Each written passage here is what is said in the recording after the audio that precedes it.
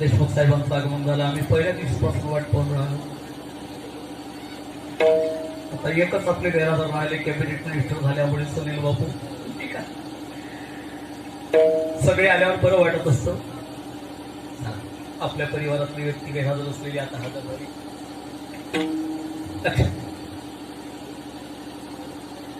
गवळणी पाहायला लागल्या आणि दुधानी पालती घातली. सरळ सरळ अर्थाने टप्प्याटप्प्याने तुम्हाला मुद्दा सांगतो. ड्युटी शॉर्ट ऑफ टाईम, वेळेच्या अभावी, पण मुद्दा सांगेल तुम्हाला. गवळणी पाहायला लागल्या काय? दुधाण्या. दुधाण्या म्हणजे दुधाचं भांड. आता दुधाण्या ह्या शब्दच आता अडचण येतील. हा नाही नाही, त्याला इंग्रजीत सांगावं लागेल मुलांना. What is the real meaning of आपला त्याला काय म्हणून दुधाण्या इंग्रजीत सांगावं लागेल. Milk pot. Here you send the milk pot. दुधाण्या दूध तापवायचं भांड, त्याला आता तोटी लावलेली, उद्याला ते प्रदर्शनात ठेवावं लागेल. अशाच प्रकारचं दुधाचं भांड असायचं तापवायचं. त्याला तोटी असायची, त्यातलं दूध मग चवदार लागायचं. त्यातली खरवड खाताना जो आनंद, तो आनंद काही और असायचा. पण आता काही खरवड आपल्या नशिबाला नाही. दुधाण्या बस. आणि त्या पालत्या घातल्या म्हणजे उघड्या मारल्या. याचा अर्थ त्याच्या आतला माल कोणतरी खाल्ला. आता दुधाण्या म्हणजे काय? लक्ष द्या माझ्याकडे. दुधाण्या म्हणजे आपलं शरीर, त्यातली बुद्धी. आपल्या शरीरात बुद्धी आहे ना, बुद्धी आहे ना सगळ्यांना. त्या बुद्धीमध्ये काय भरलं आहे? बुद्धीमध्ये काय काय भरलेलं आहे? बुद्धीमध्ये अनेक विषय भरले. पोरीचा सासरा, पोराचा सासरा, शेजारी, अजून काही वाईट बरं सगळं काही भरलेलं आहे त्या बुद्धीमध्ये. संकल्प, विकल्प, या बुद्धीमध्ये नको नको ते भरलेलं आहे. ज्या बुद्धीमध्ये चिखलच भरला, त्या बुद्धीमध्ये पवित्र ब्रह्मज्ञान राहील कसं? याच्याकरता भगवंताच्या परमभक्ती प्रेम सुखाचा आनंद आणि भगवत प्राप्तीचा ज्ञानाचा साठा करण्याकरता आधी आपली भरलेली बुद्धी, विकारानं भरलेली बुद्धी रिकामी करायची आणि त्यात भगवंताची भक्ती साठवायची. हा त्याचा अर्थ. काय करायचं? आपली जी बुद्धी, त्याच्यात संसार भरला आहे. हा हा त्या शेजारींना महा असं वाकडं केलं ना, अवनच घेऊन मी तिला काय समजून राहिली. भरलं की नाही आपल्या बुद्धीमध्ये? हा, तो काय मला समजायला लागला. मी पराजित झालो म्हणजे मी काही दम सोडला असं होते काय? वेळ आल्यानंतर मी आपला दमखम दाखवील. ह्या ज्या गोष्टी आपल्या बुद्धीमध्ये भरलेल्या असतात, या बुद्धीमध्ये हे विचार भरल्यामुळे देव साठवण्याकरता ती बुद्धी आता रिकामी नाही. पहिल्यांदा देव साठवायचा आहे बुद्धीमध्ये, चित्तामध्ये, मनामध्ये. त्या मनात भरलेले वाईट विचार आपल्याला बाजूने काढायचे. पण ते काढण्याची ताकद कोणात? देवात. देव येतो, ते घर रिकाम करतो आणि अशी बुद्धी ज्याची रिकामी झाली त्याच्यामध्ये भगवत भक्तीचा साठा होते आणि तो भक्त इतिहासामध्ये त्याचं नाव अमर होते. गवळणी हेच त्यांची ती अवस्था. 2 मिनिटात तुम्हाला एक प्रसंग सांगतो. भजन करा विठ्ठला विठ्ठला विठ्ठला.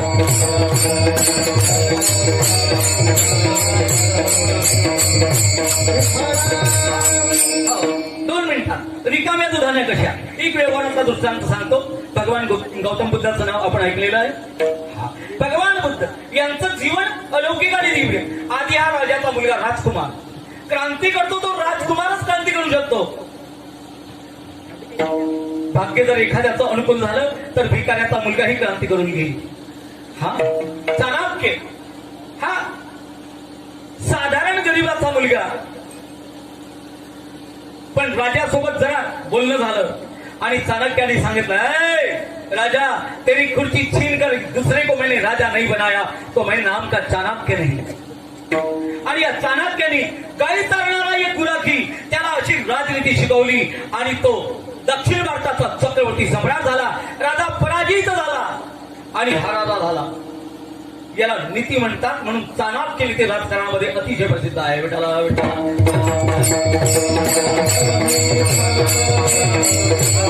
क्रांती गरीबाचा मुलगा किंवा अति श्रीमंताचा मुलगा. भगवान बुद्ध श्रीमंताचे आहे. मला कथा सांगायला वेळ नाहीतर एरवी मी यशोधरा सांगण्याचा माझा मोठा व्यासंग असतो.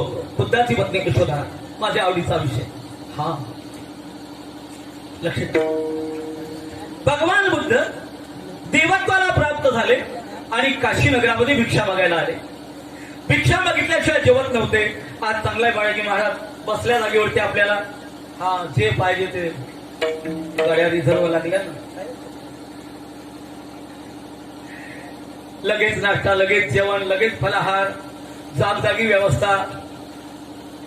आज तर पेंढरीवाल्यांनी क्रांती केली. पावला पावलावरती नाश्त्याची व्यवस्था.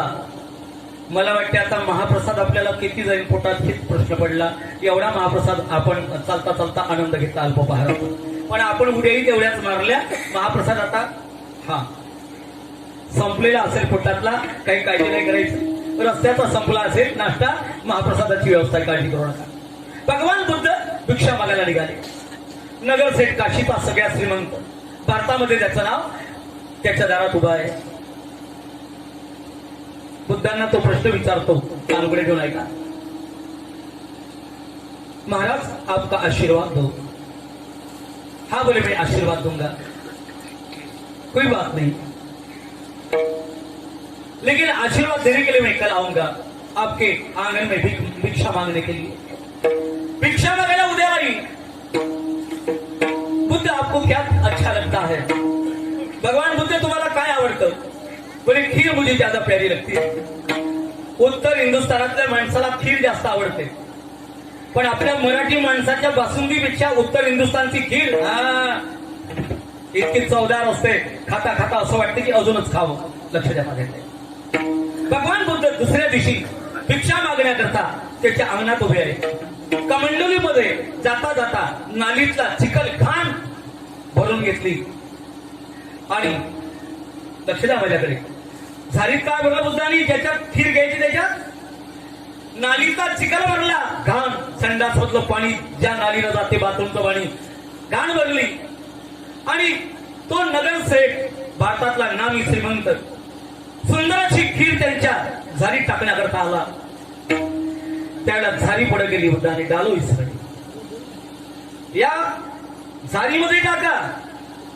त्यावेळा तो नगरसेठ झारीच्या मध्ये झणकन वास आला गटारातल्या त्या घाण पाण्याचा आणि पाहायला लागला.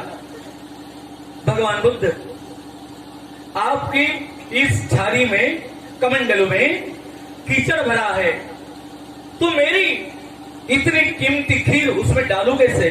आपके खाने के लायक नहीं रहेगी. खाण्याच्या लायक राहणार नाही बुद्ध.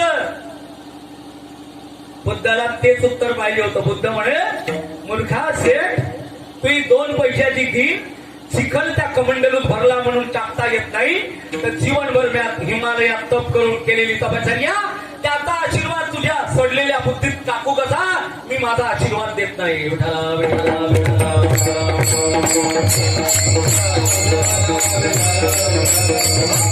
बुद्धीमधले विकार आधी बाजूने व्हावे. लक्ष द्या. बुद्धीमधले विकार बाजूने व्हावे. देवानी सोया केल्या, पण कुठं गर पाहुणी कांताचे नवविधा नवलिताचे एकांताचं घर पाहिलं म्हणजे एका परमेश्वरामध्ये सगळ्या वृत्तीचा अंत ज्या भक्ताचा झाला त्याला म्हणतात एकांत. पुन्हा माझं वाक्य मी पुन्हा रिपीट करतो, सगळ्यांनी लक्षपूर्वक ऐका. कोणी झोपत असेल तर धक्का बघून द्यायचा. होत असतं भर दुपारी कीर्तनात झोप येते. लक्ष द्या. एका देवामध्ये सगळ्या चित्तवृत्तीचा अंत झाला त्याला म्हणतात एकांत. असा एकांत म्हणजे ज्याची चित्तवृत्ती स्थिर झाली. भजन करून आपल्याला चित्तच स्थिर करायचं आहे आणि असं ज्याचं चित्त स्थिर झालं, नववीर भक्तीने पवित्र झालं, अशा चित्ताची चोरी केली आणि चोरी केल्यानंतर त्यांचं शरीर रूपी घट पालथा घातला. पालथा म्हणजे आता त्याचं संसाराकडे लक्ष नाही. मला हे चित्त प्रपंचा पासोणी, हा प्रपंचात आता चित्त लागत नाही. पांडुरंग परमात्मा त्याच्या चित्ताचा विषय झालेला आहे. बस असा ज्याच्या चित्तवृत्तीचा विषय तवती पालती दुधाणी. मग ज्याच्या चित्तवृत्तीचा विषय देवाच झाला, कोण केला असेल याच्यातला मान वाईट कोण चोरलेला असेल, अभंगाच्या दुसऱ्या तरुणात बोलायला लागले.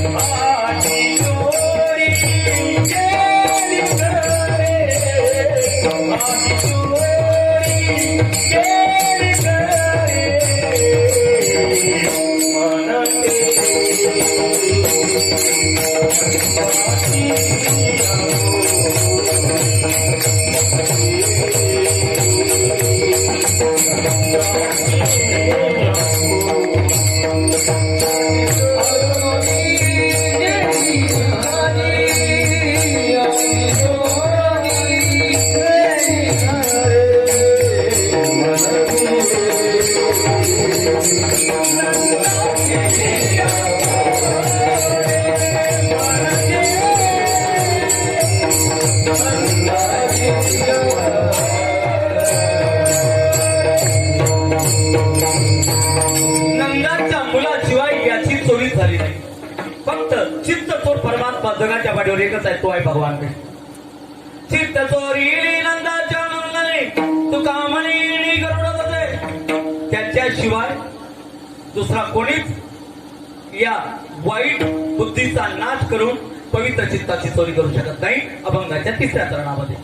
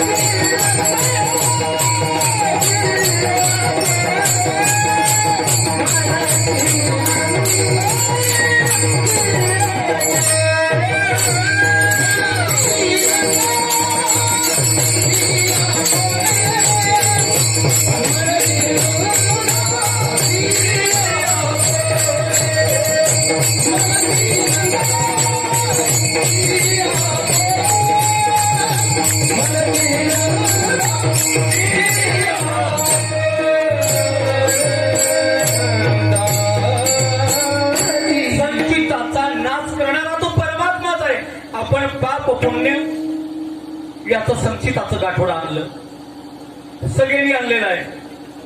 आणि त्या पुण्याच्या बळावर असे आनंदाचे योग येतात, दिंडीमध्ये टाळ दोन नाचण्याचे आणि कीर्तन ऐकण्याचे. आपल्या पूर्व पुण्याचा ठेवा. दुःखद प्रसंग जीवनात येते, मागच्या जन्मात केलेल्या पापकर्माचं फल, याला म्हणतात संचित.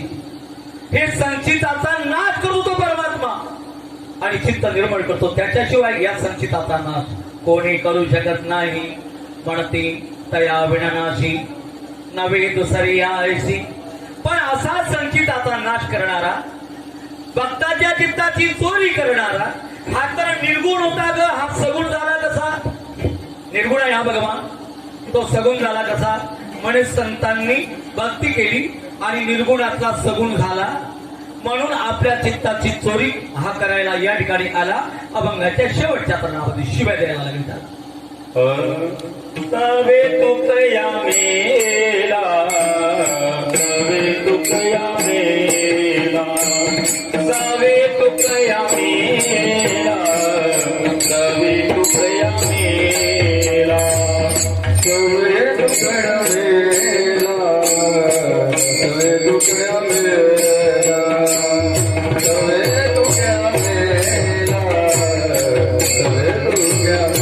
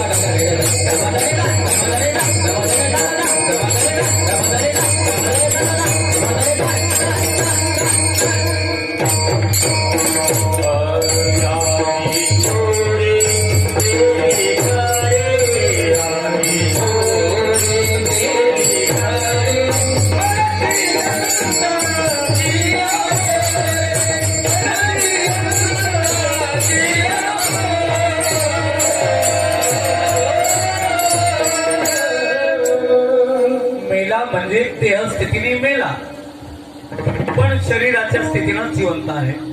देहस्थितीने मनुष्याने मरावं परमार्थ करता करता, आणि विधेय स्थितीमध्ये जीवन जगून परमार्थ करावा.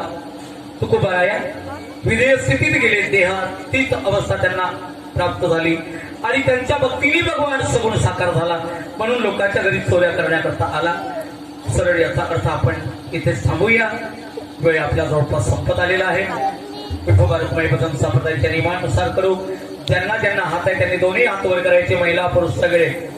हा सगळ्यांची फोटो आली पाहिजे. हा सगळे विठोबा रखुमाई भजन म्हणायचं आहे. टाळी वाजवा. विठोबा रखुमाई.